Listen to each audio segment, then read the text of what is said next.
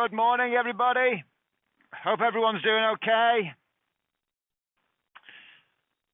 Scouse Bandit here on what is quite a pleasant morning. I'm off to Stoke this morning to visit some old friends.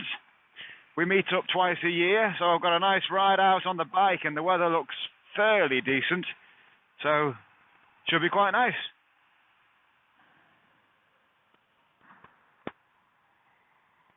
This is my third attempt at recording this blog. I've made a couple of attempts before now, both failed miserably. One, because I thought the camera was recording and it was taking a whole series of stills on like a photo burst setting. The second attempt, for some reason, the audio failed miserably and it wasn't working. And so hopefully this time, we're all good to go.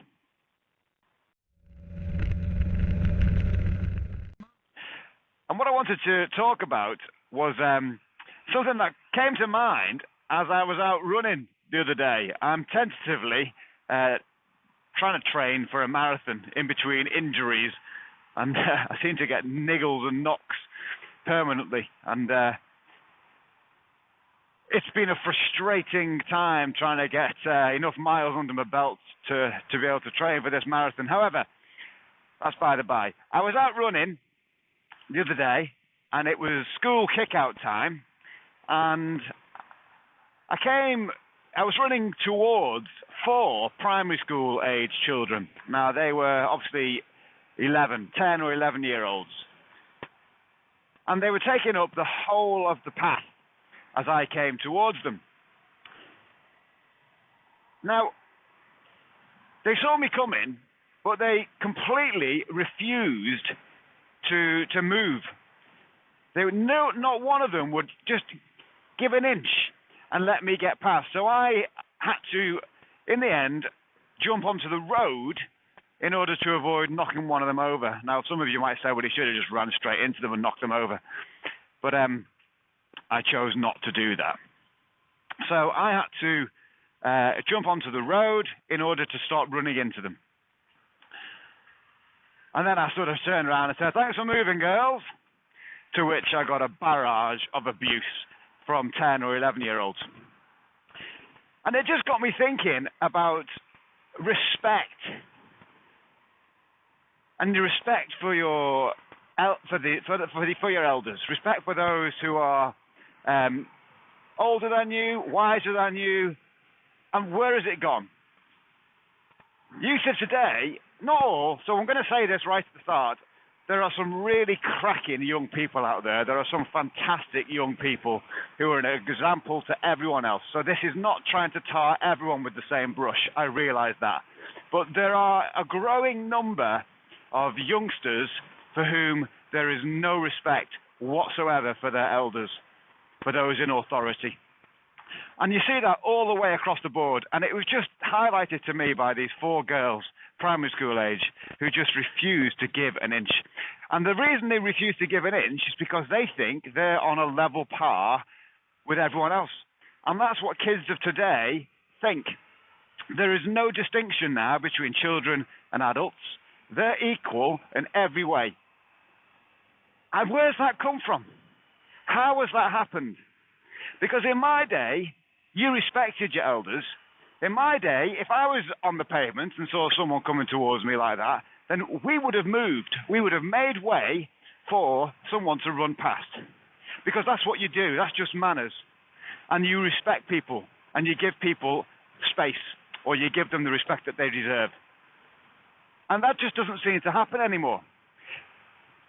In schools, when my teachers used to come into the classroom, which is in secondary school, we had to stand up as a sign of respect. So when any teacher came into your classroom, midway through a lesson, another teacher came in, we all stood up until that teacher told us to sit down.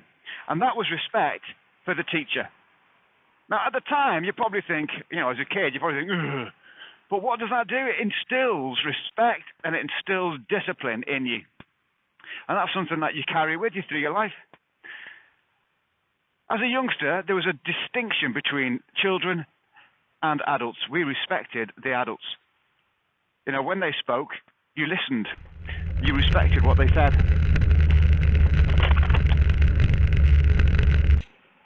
So my question is, what has caused this kind of breakdown in respect, this breakdown in society where young people do not respect their elders and those in authority and think of themselves on a level par, a level playing field? What's caused that?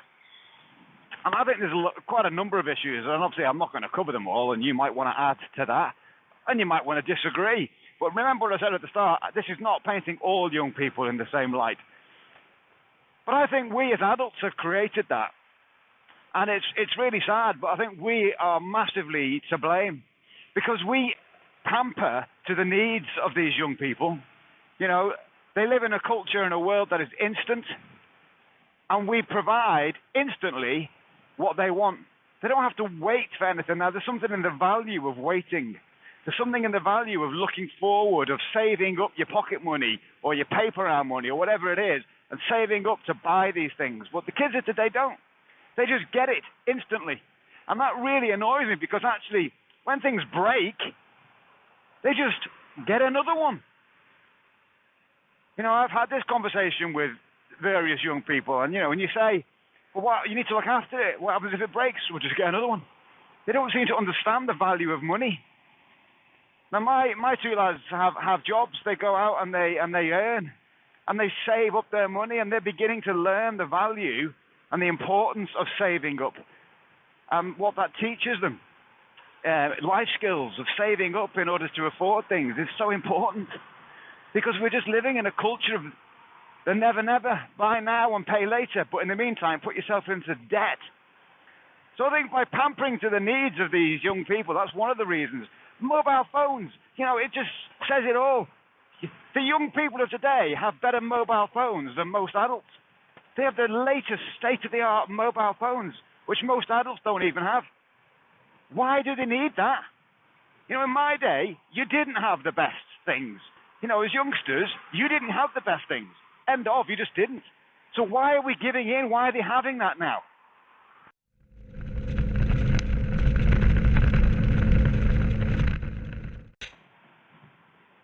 And there's just no respect for teachers. I mean, in my day, if you did some of the things today that children do, you were excluded. That was it. End of. Children today are not even getting told off for half the things that we were probably suspended for. It's because teachers can't do anything. Their hands are tied. And I think it comes from a lack of understanding from parents. Parents just not spending enough time with family.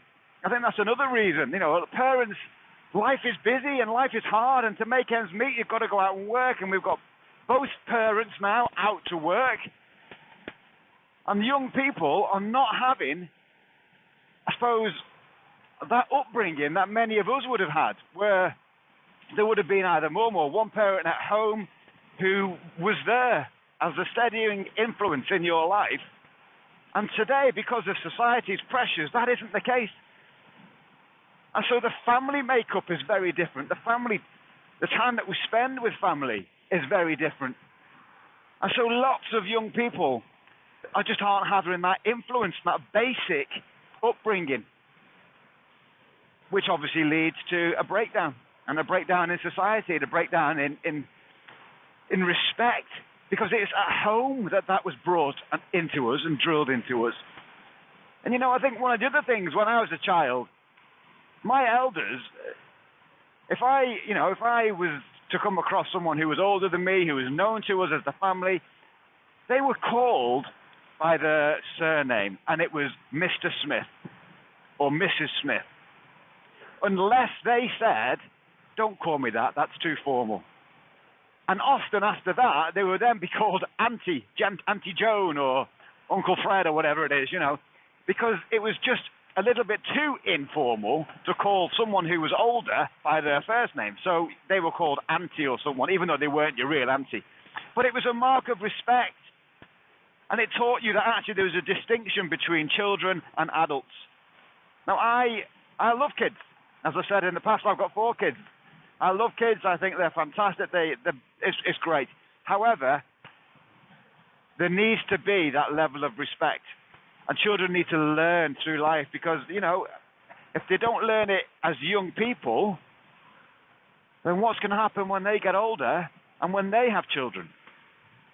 What happens then? It's just a further breakdown in society. Anyway, I've rambled enough. Just want to caveat everything I've said. I know that there are hundreds and thousands of phenomenally brilliant young people out there. And this, by no means, is saying that they're all the same. But there is a growing culture where society and respect is breaking down. And it's respect for elders and respect for all those in authority. People need to learn to respect authority. Anyway, let me know what you think. Let me know your thoughts. And I look forward to reading your comments. And until next time, this has been the Scouse Bandit, and I shall see you soon.